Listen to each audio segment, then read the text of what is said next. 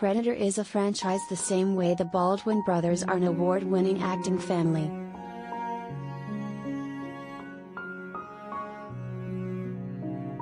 There's the Oscar nominee, and then Terry, Stephen, Billy, and Daniel, you know?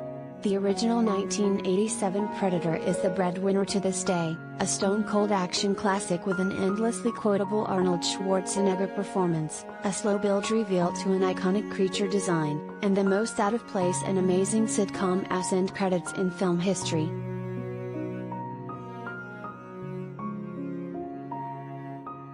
Every follow-up since, Predator 2 and Predators, plus 2, Alien vs.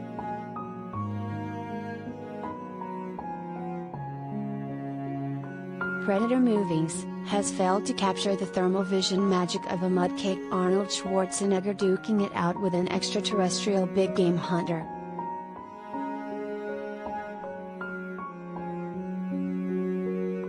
There are individual reasons, sure.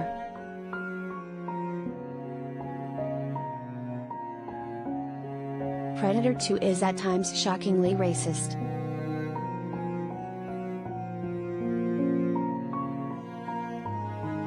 Predators cast Adrien Brody in the ass-kicking action role, seemingly forgetting that he is Adrien Brody.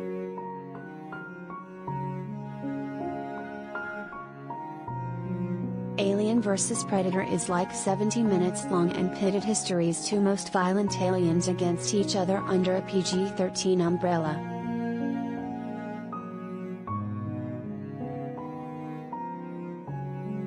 But with Shane Black's updated take The Predator on the horizon, it's worth taking a look back to see if there's a single through line that makes each Predator sequel so unworthy.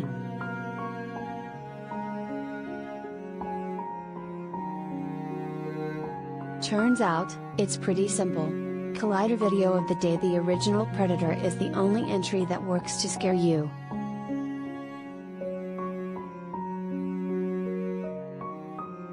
Image via 20th Century Fox. Do you know what it feels like to be hunted for sport? Not unless you've gotten too drunk with Jeff Bezos in a Tijuana bar. You don't.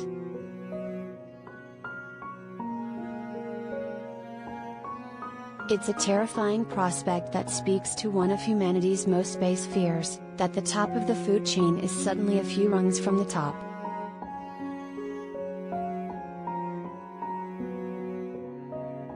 Predator drives that fear home.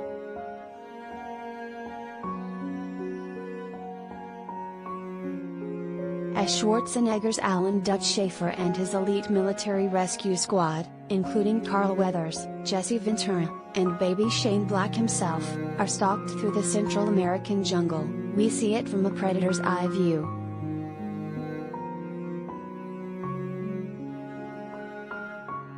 The thermal heat vision has almost become a self-parody at this point, but it works so well here because you don't know what's behind it.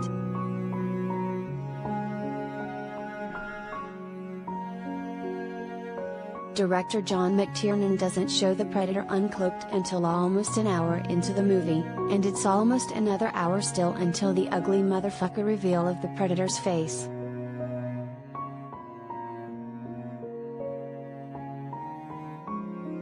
In the meantime, McTiernan manages to turn the open jungle into a haunted house.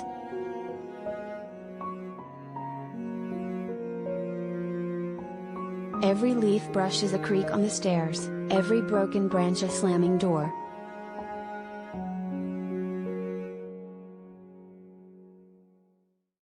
As a result, you feel for the people being hunted because you can feel what it's like to be hunted.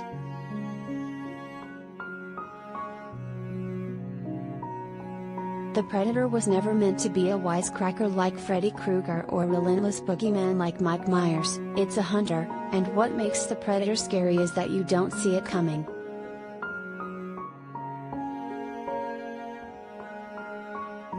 Predator 2 lost this thread immediately in the hopes of turning a Predator movie into an urban action shootout.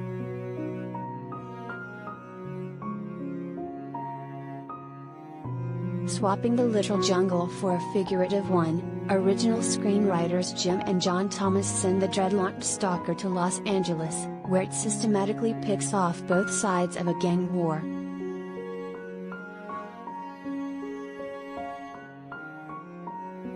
But the introduction of several subplots, Danny Glover as a 90s cop who plays by his own rules, Gary Busey as an undercover alien hunter, means the Predator doesn't so much stalk as it does show up.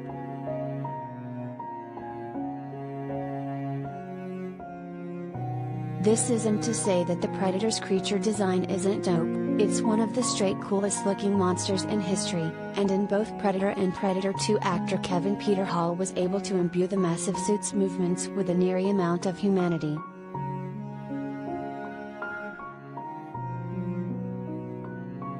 But the creature itself becomes such a less interesting character when we only see the end result of its work and not the process.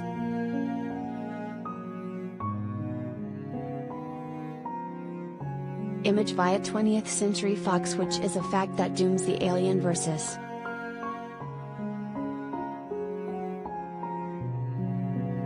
Predator movies from the start.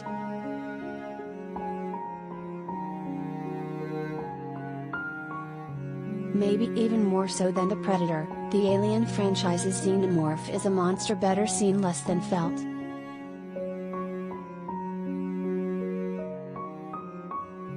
The If movies drag both creatures into the light and makes them fistfight, a story no more interesting than the two ugliest bullies on the playground kicking each other in the nuts for an hour and a half.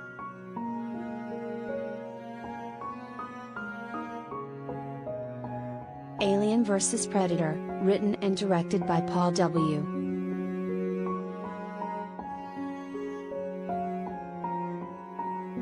S. Anderson, is the furthest the franchise has veered from the 1987 original.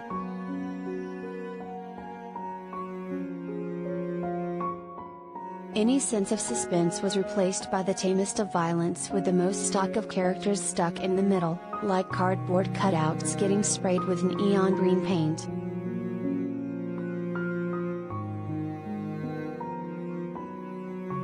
Director Nimrod Antle's Predators at least takes things back to the jungle, not our jungle, but a predator planet used as a game preserve.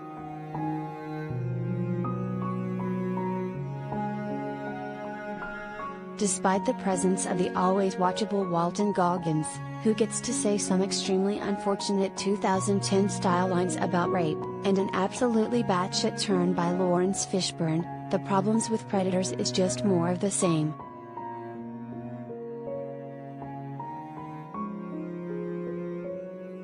The film works to flesh out the monster as an entire species by introducing two warring tribes, one of which is clearly more advanced than the original 1987 Predator, but in doing so dilutes the franchise's best aspect, the fear that comes from a mixture of isolation and helplessness.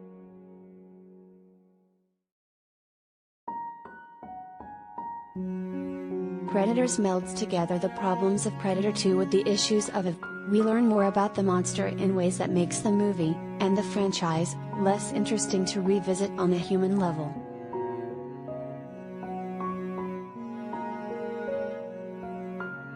So, with that, we look forward to The Predator, which Collider's own Perry Nemiroff has called a messy mixed bag.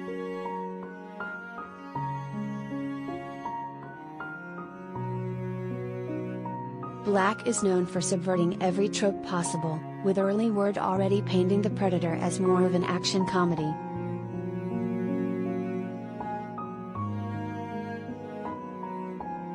What you want out of a Predator film in 2018 might vary, but it's clear that since it first landed on Earth 31 years ago, the franchise has struggled to find its voice, much less what it wants to be.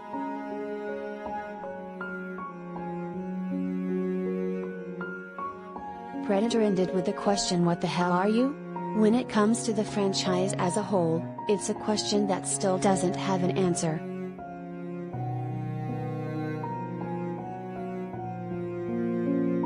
If Shane Black, with all the tricks up his sleeve, can't find it, maybe it's time to call off the hunt for good.